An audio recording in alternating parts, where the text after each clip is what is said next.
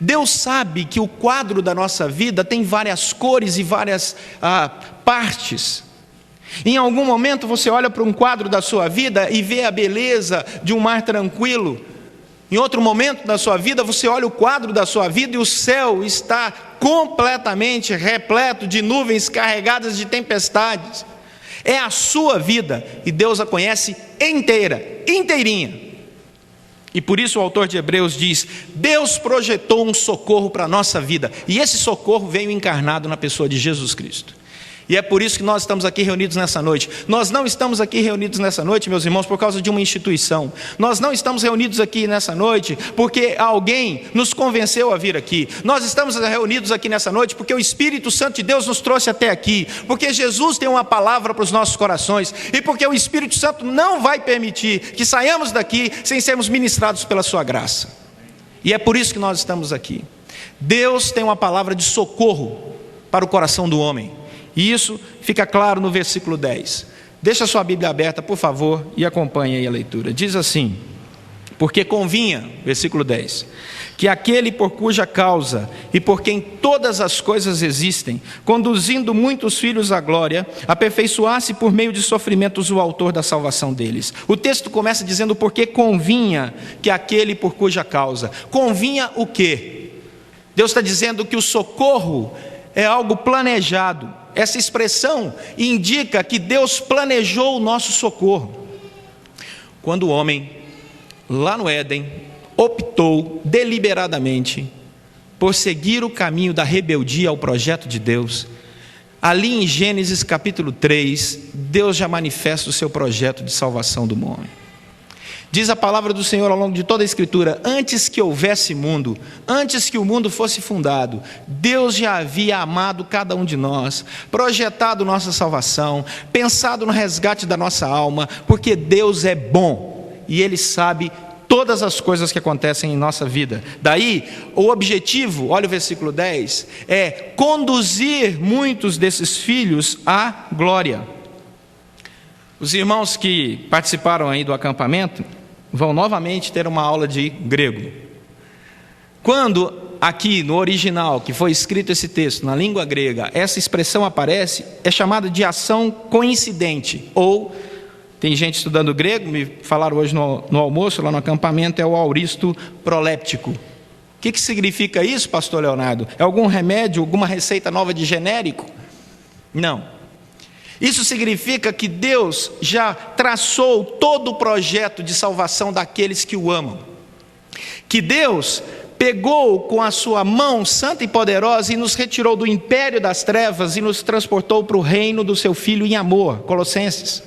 Que Deus, desde o início da nossa história, já realizara a nossa salvação no seu santo projeto.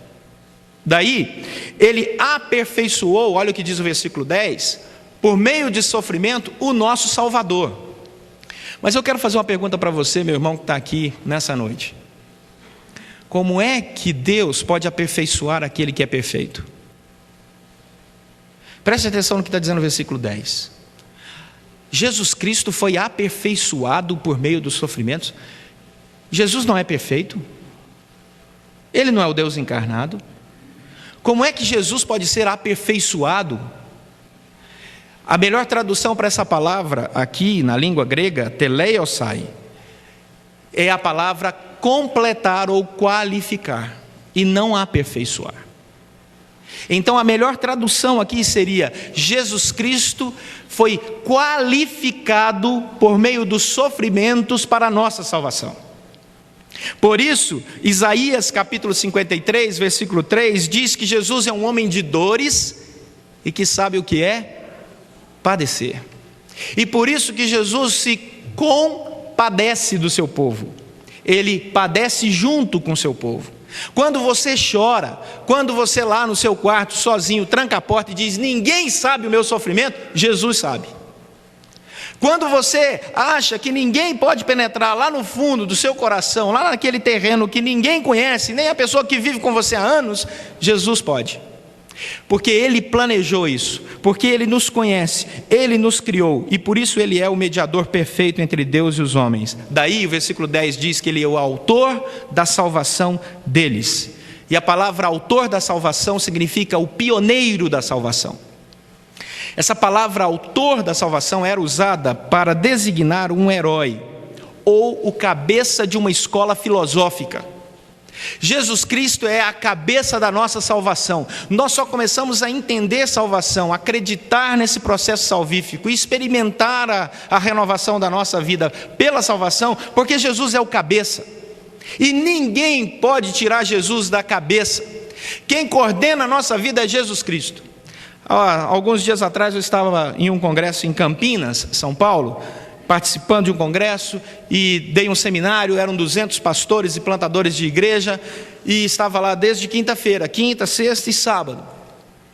E o congresso terminava com a Santa Ceia. E aí o líder do congresso separou 2 pastores para ministrar a ceia, e eu fui um deles. E aí a ceia foi uma maravilha, foi linda a ceia. E quando terminou a ceia, eu olhei no relógio, faltavam 40 minutos para pegar o avião. Eu falei, estou perdido. Era o último voo para o Rio de Janeiro. Nós éramos 5 pastores naquele voo. Saímos, entramos num carro e o motorista foi pegando todos os sinais vermelhos. E eu sentado atrás, no banco de trás do carro, com a mochilinha no colo, segurando e pensando.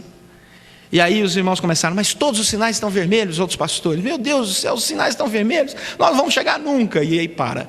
Arrancava, parava, arrancava, parava. E o relógio está tic-tac, tic-tac. Tic-tac, o último voo, chuva, chovendo forte em Campinas. Eu falei, meu Deus. E então um colega já um pouco mais nervoso, exaltado, como é que nós vamos fazer? Disse, Leonardo, você não diz nada? Aí eu disse, Deus está no controle. Aí seguimos a estrada. Lá na frente, outro sinal fechado, outro sinal fechado. Faltavam agora 20 minutos para o avião sair. Ele olhou para mim e falou, e aí, Leonardo, 20 minutos? Eu falei, Deus está no controle. E entramos finalmente no aeroporto de Campinas, São Paulo. É uma entrada de mão única. E havia um caminhão enorme de transporte a 20 km por hora. Não dava para passar o caminhão. E aí ele olhou para mim, Leonardo, ele falou, já sei, Deus está no controle. Se perdemos o avião, porque não era para embarcar nesse avião, vamos pegar um ônibus, vamos viajar a noite inteira e vamos pregar pela manhã no Rio de Janeiro com a unção do sono, mas Deus está no controle. Então nós chegamos faltando 10 minutos para o embarque. Descemos lá rapidamente e aí eu falei, eu vou na frente e vocês vão atrás. Tá bom? Tá. Tirem a mala do carro, tirem as malas do carro que eu vou à frente, para segurar. Cheguei no check-in da companhia, coloquei a minha mochila e disse, olha, está chegando um grupo comigo. Estamos fechando o check-in. Não, está chegando um grupo comigo. Não, então eu vou abrir para o senhor, porque aí eu abro para os outros. Tem mala para despachar? Não, de jeito nenhum. O pessoal chegou com as suas mochilas e tal, eu olhei, falei, cadê minha mala? Uma malinha com a roupa. Eles falaram, eu pensei que você tinha descido com ela. Eu falei, para você. Aí saí correndo. Cruzei o estacionamento debaixo de chuva e peguei o pastor que tinha nos levado do outro lado do estacionamento. Ele me viu correndo, achou estranho e parou. É um homem inteligente.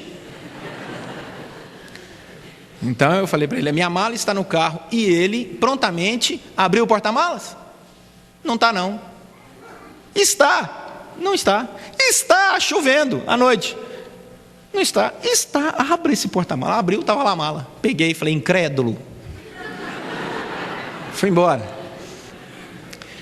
Entramos, conseguimos finalmente nos assentar no avião. E um amigo olhou para mim e disse, e aí, Leonardo? Eu falei, Deus está no controle. O avião decolou, chegou na hora certa, todo mundo descansou, domingo estava todo mundo lá. Jesus é o cabeça da nossa história ou não é? Ou Ele é o Senhor da nossa vida ou não é? Ou Ele projetou a nossa história, ou nós somos guiados pelo destino. Deus veio para nos socorrer, e é isso que celebramos nessa noite. Versículo 11 a 13. Pois tanto, o que santifica, como os que são santificados, todos vêm de um só. Por isso é que Ele não se envergonha de lhes chamar irmãos, dizendo, a meus irmãos declarei o teu nome, cantar-te-ei louvores no meio da congregação, e outra vez eu porei nele a minha confiança, e ainda eu estou aqui, que estou eu e os filhos de Deus, ou que Deus me deu.